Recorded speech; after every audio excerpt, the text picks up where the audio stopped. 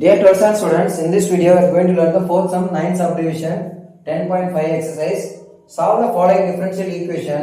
Tan y into dy by dx is equal to cos of x plus y plus cos of x minus y.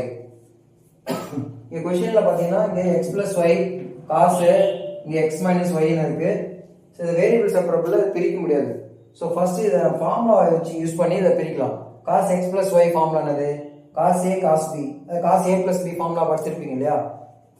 11th ல இருக்கு. cos a cos b minus sin a sin b. cos a minus b னா cos a cos b plus sin a sin b. So அந்த formula use பண்ணி இத expand பண்ணுங்க. இதுல இந்த minus term இந்த பிளஸ் டேர்ம் கேன்சல் ஆயிடும்.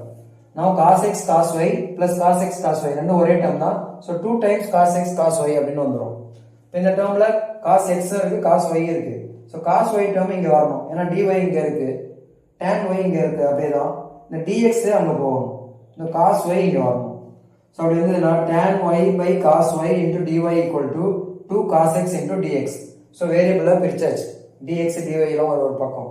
Now integrating on both sides gives integration of 1 by cos எப்படி எழுதலாம்? நம்ம secant எழுதலாம். 1 by cos secant y into tan y dy. இதுக்கு டைரக்டா ஃபார்முலா இருக்கு.